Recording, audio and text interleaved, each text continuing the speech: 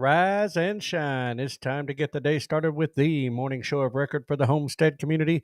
It is the Farm2Table Direct Show Morning Edition. Good morning, everyone. Good morning. Welcome in, especially to all my morning crew. Glad to have you all in with us, and I hope your day is off to a great start. Hope you all had a great and wonderful weekend and ready to get busy this week. Many of us, are traveling this week to Okie Homestead Expo. Keith and I will be leaving out early Thursday morning to head up there just as soon as I do the morning show edition. On Thursday, we'll be loading up and heading up to Pryor, Oklahoma for Okie Homestead Expo. So it is Okie Homestead Expo week here.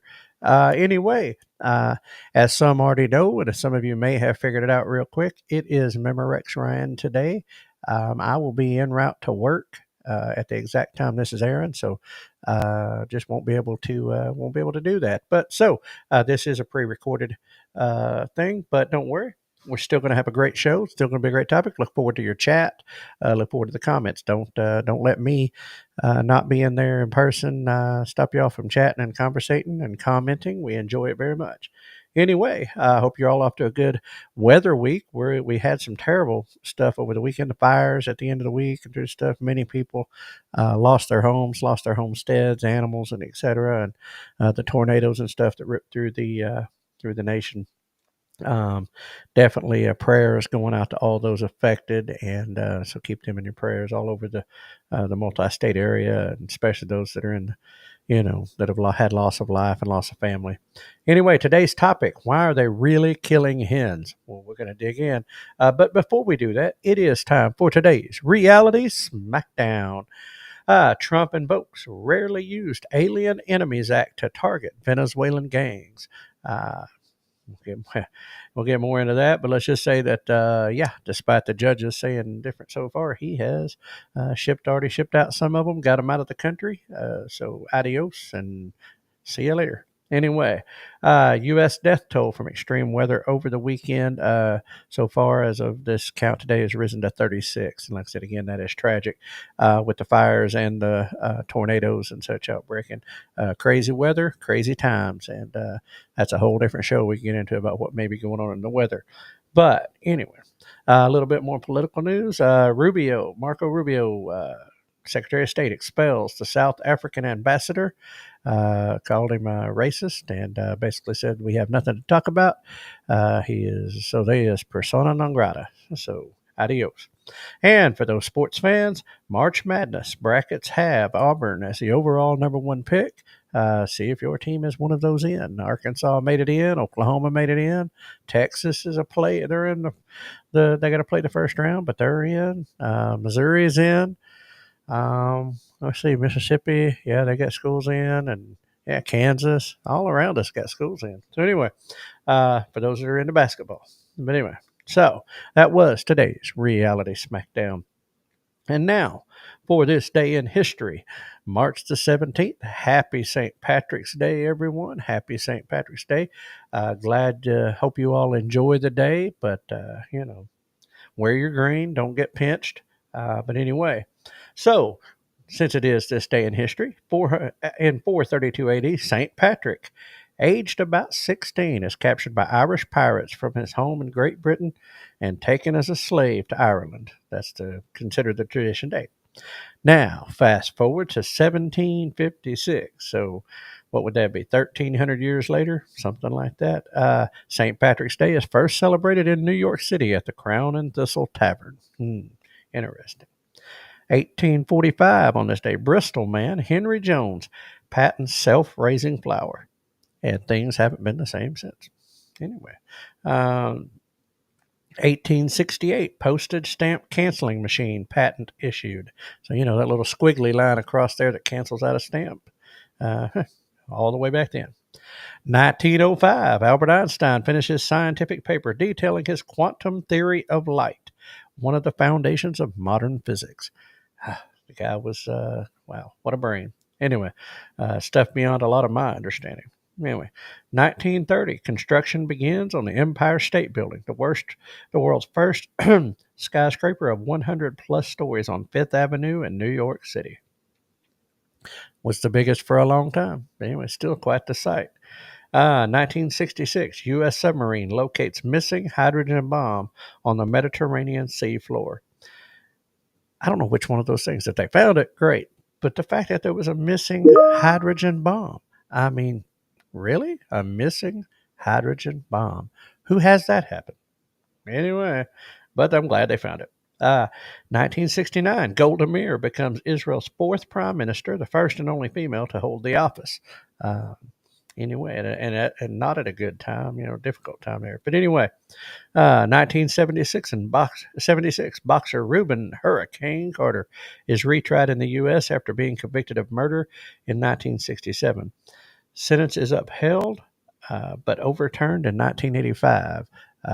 They even made a movie about that. Anyway, good story of a man that was, wrongly convicted. But anyway, surprise, surprise. But anyway, and 1995, U.S. approves first chickenpox vaccine, Varivax by Merck and Company. And there you go, all the way to 1995.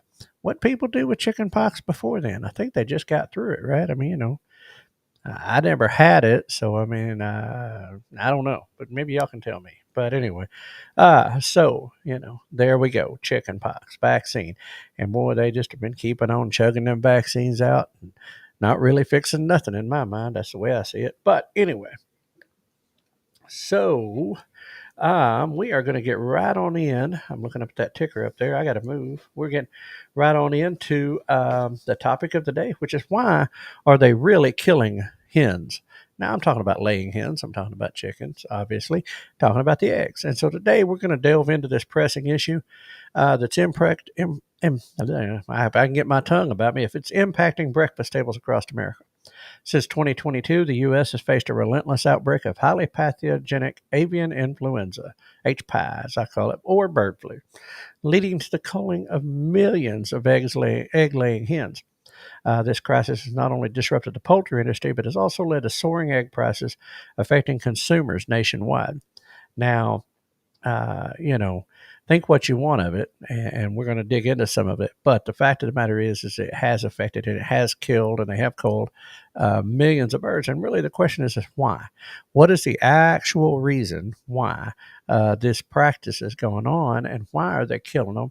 And is it all on the up and up? That's really the question. And I hope each of you have formed an opinion of your own already, and if not, by the end of the show, maybe you can, maybe you'd have, or maybe you have a different understanding. I don't know, but we're going to get into it because, while as high as $8, last I heard, down around $6 a dozen, there's projections it could get worse. I don't know. But anyway, so let's get into number one. Understand the crisis. The current bird flu outbreak has been unprecedented in its scale and impact. Since its onset in 2022, more than 166 million birds have been culled across 49 states to contain the virus's spread. Unsuccessfully, I might add. But anyway, 166 million birds. That's crazy. The massive loss has led to a 3% decline in laying hens. That ain't good, folks. And a 4% decrease in egg production. So 4% of the egg production, and you start multiplying that out over every laying cycle. Commercial industries keep laying hens in the house for about 10 months. And they're fed stuff. You might say part of the feed. They give them medicine that helps encourage, if you will, the egg laying. So they lay more than the typical backyard egg would. But that's a 4% decrease is a large decrease when you get into the nationwide production of eggs. The culling process, though necessary according to the USDA, I don't know, to prevent further spread, has had severe economic repercussions. You think? Just seems like it'd be an obvious thing to me. But in December 2024 alone, over 13 million egg-laying chickens were culled due to bird flu, exacerbating the shortage. You think? I mean, it just seems like the more you take out of the system, the less eggs are being put in the system. The less eggs are on the shelf, the higher the price is going to be. So this has that ripple effect on the consumers, and consumers have felt that impact directly at the checkout line. Now, eggs hit an all-time high average price of $4.95 per dozen, and I don't think that was the average across the entire country. Some as high as $7 per dozen. Some say over $8. I've personally seen over $6. I don't eat a lot of eggs. Probably need to eat more protein and whatnot, but I don't eat a lot of eggs. So, but I have seen some pretty high prices when I went through there. The USDA has warned that egg prices could rise by an additional 41% this year if the outbreak continues unabated. Listen, egg prices might, but and like I said, I've said before, that's an opportunity for people who have backyard flocks. Just got to be careful, right? So let's talk about industry response and controversy. The U.S. government has been grappling with how to address this crisis. One proposed solution is vaccinating poultry against bird flu. And there's some question marks with that because, again, vaccine, they want to stick us, they want to stick the birds. I don't know. But the poultry industry remains hesitant due to concerns over export implications, particularly from the meat chicken side of the industry that fears the loss of its $4.7 billion, B with a billion dollar market, because a lot of countries will not allow birds in that have been vaccinated like that because they have a fear of it transmitting or spreading or things like that. Reasonable assumption. Right? But now here's where it gets tricky.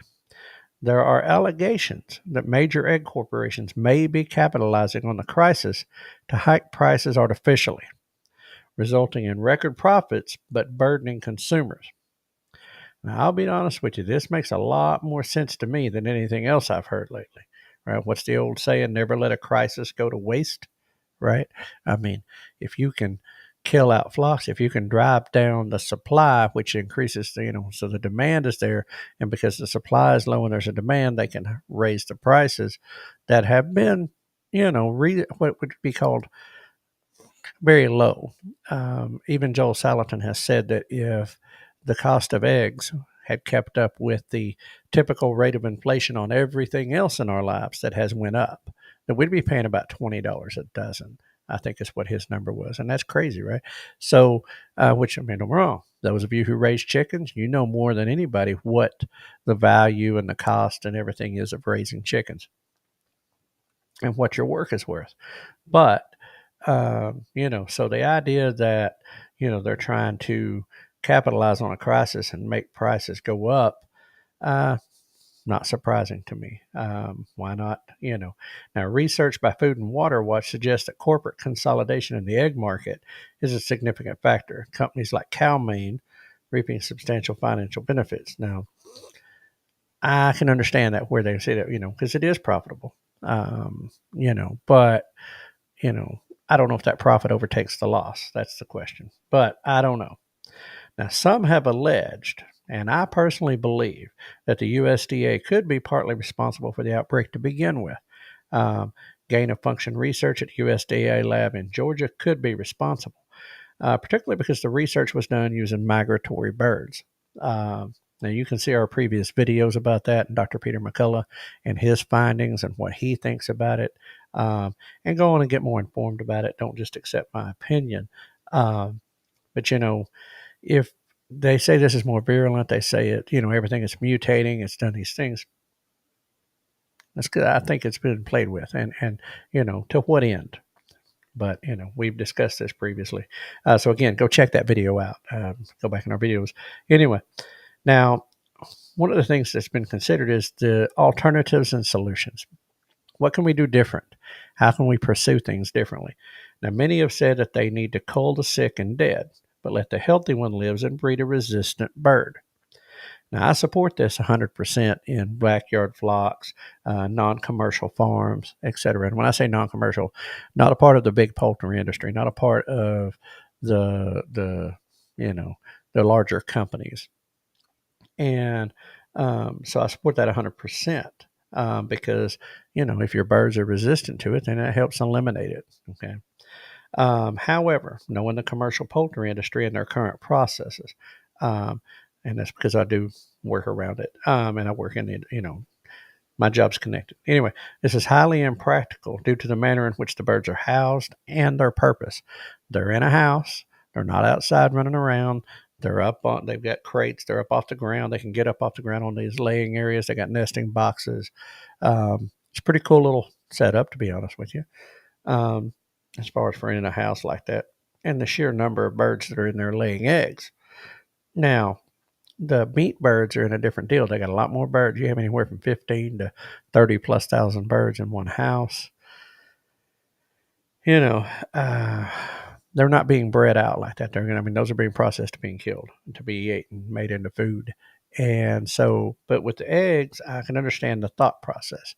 Um, but it's just not how the system is set up. The breeders, the pullet farms, the broiler farms, all those things are separate operations, and you have the hatcheries and stuff, and that's where the eggs come in and out of. And so, in theory, it could happen, but it's just I don't know how their process would work. I think it's impractical, due to the way the houses are housed, their purpose, as I said. And as I tell people all the time, these ain't your granny's chickens. These aren't chickens that you see running around.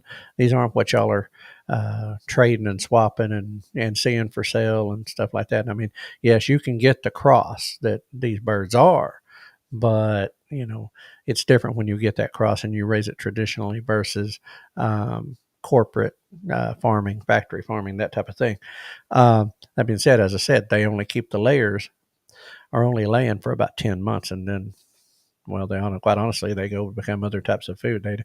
They only produce for a certain amount of time. It's not, a backyard layer can last, a couple of years, 2 or 3 years. Now they can go further, but a lot of people recommend that once they get past 2 or 3 years old, you need to go ahead and cull that. Basically get a newer, younger flock. Keep them young, keep them healthy. So there you go. Um, so that's kind of that deal there, and it makes it difficult, if you will, I think, for that to be the solution in the commercial field. Now, again, in the breeding operation, yeah, they probably could come up with something. There's people. Now, some farms are adopting some new technologies for animal welfare and efficiency. Now, I don't know how this, really is going to apply. For instance, Agri-Advanced Technologies has developed a machine called Cheggy, which can identify and separate male embryos, preventing the need to cull live chicks. Now, I think this is something different. It represents an area of animal welfare. Um, I don't think it's going to help the bird flu. I think it's great that they are figuring out better technologies in the hatchery process and in the process that they can do. But it's just because they cull there, I think it's a little different. Now, I think that's um, you know because, well, quite frankly, the only place that matters is in breeding operation. And so that's, again, it was, when I was researching this stuff came up, and it is cool technology, but again, it's just an alternative way that people are thinking about going with this. Um, Now let's look at the fact that two, this or five, actually, whatever number I'm on, I don't know. I'm reading and talking. The bird flu outbreak is not confined to the United States. It continues to spread worldwide, threatening poultry supplies globally. Now, that's a major problem. Countries like Japan have experienced egg shortages and rising prices due to the spread of the bird flu, leading to the culling of millions of hens there as well. Now, similarly, New Zealand has had to cull thousands of chickens in response to the virus, marking its first encounter with such a crisis. Folks, bottom line is, listen, bird flu, because of the way and the manner in which they cull and the manner in which they go in, they don't try to salvage anything. They kill the entire thing. They kill out the house. They kill out the farm. And, we've had it in the years past, where it wiped out entire flocks. And I don't just mean an individual farmer's flock. I'm talking about like a corporate, flock. And, you know, Mexico went through a bad problem several years ago where, their egg lady wiped them out. And it took a long time to recover from. It's not a quick process. But so understanding that there's so many variables, where my concern gets, again, and I've said this before, is that the way they're using a one size fits all approach, because what works in the commercial factory farming, if you will, the commercial poultry industry, and what works for you in your backyard with your flock of birds, or say in one of the Amish farms that's raising a very large amount of chickens and they're selling eggs and whatnot. Um, the processes are different, and the cure or the solution is different. Now, ultimately, at the end of the day, if there was a sinister, if you want to put the tinfoil hat on, hang on, let's put the tinfoil hat on. If you want to put the tinfoil hat on for a second, uh, you know, that's a good way to wipe out. That's a good way to take care of food situation, to make them dependent, is to get the backyard flocks and the independence. So keeping in mind, there's that possibility. I won't rule it out. Because they coming into these places, they're going in, they're seizing these farms, they're killing every bird on the place, whether it's sick or not, all because of one or maybe one. And again, we've gotten in before into PCR testing and the cycles that the USDA is at 45. As Joe Sullivan says, you could find bird flu on your coffee table at 45 cycles on the PCR test, which, oh, by the way, is not being used in its proper context. That's not what it was designed for. Even the inventor of the test said it wasn't designed for that. So keep that in your mind, is the fact that, some of what they're wanting to do just really isn't honestly going to be effective. But you on your farms that have them, keep your birds clean, keep their area, rotate them if you can, move them around, regenerative, moving, mobile, free range, if you will. But keep their area clean, keep them clean, keep them dry. Give them shelter. Make sure they have that. Make sure they got plenty of food, plenty of water. They're healthy, and if they start getting too old, as I said, more than 2-3 years old, time to have a chicken dinner. Saying time to retire them and get to a younger flock, younger, healthier, more vibrant. Things like that are going to do it. And yeah, on your farm, if you find one that's sick, cull it out or set it to the side. Separate it from the rest of your chickens. See if it heals up. If it don't, kill it. Just, get rid of it, exterminate it, if you will, and dispose of it properly.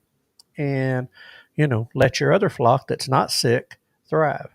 And, keep your head down otherwise. But, you know, so that's just what I think on the smaller scale, non-commercial scales. Do the right thing. Like I said, do the right thing. Keep your animals clean. Keep them healthy.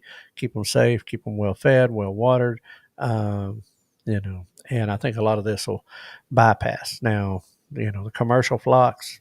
That's a bit different problem and a different solution, as we've talked about.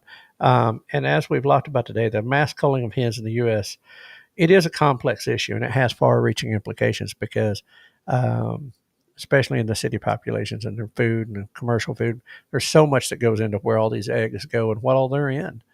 So it can affect so much.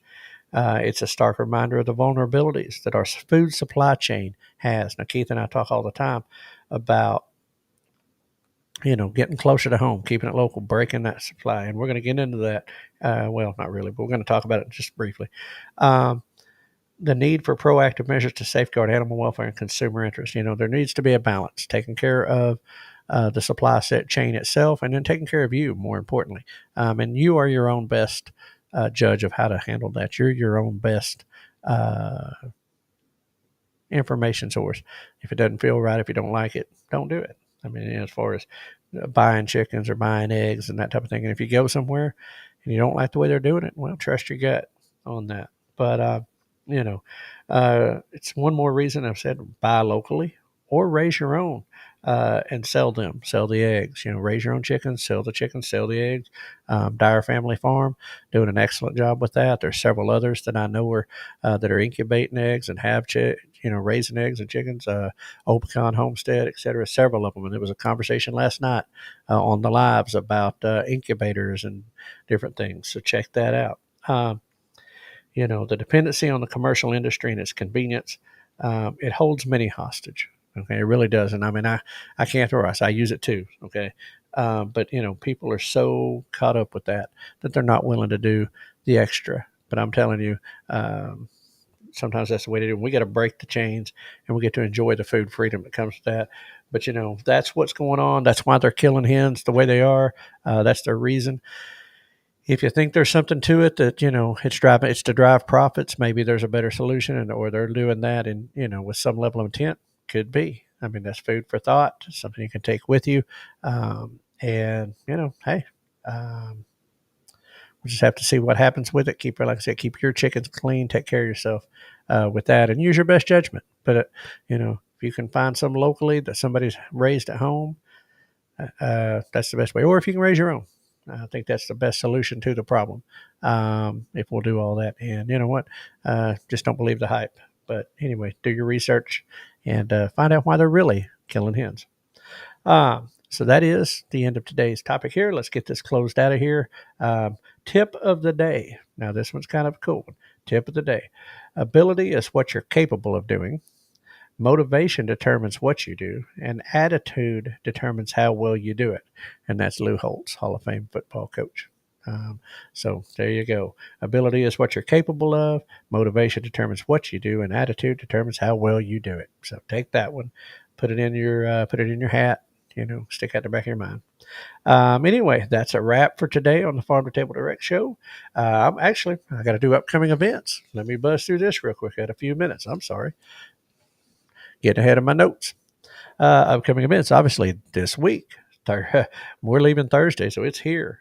Friday, Saturday, March 21st, 22nd, Okie Homestead Expo. You've heard us talking a lot about it. It's at Mays County Fairground in Pryor, Oklahoma. It is not too late to join us there. The Farm Table Direct Show will be there with many of the people in the audience, many of our friends, homesteaders, speakers, Joel Salatin, Zach Bauer, Shauna Beth Dougherty, Dr. Jones.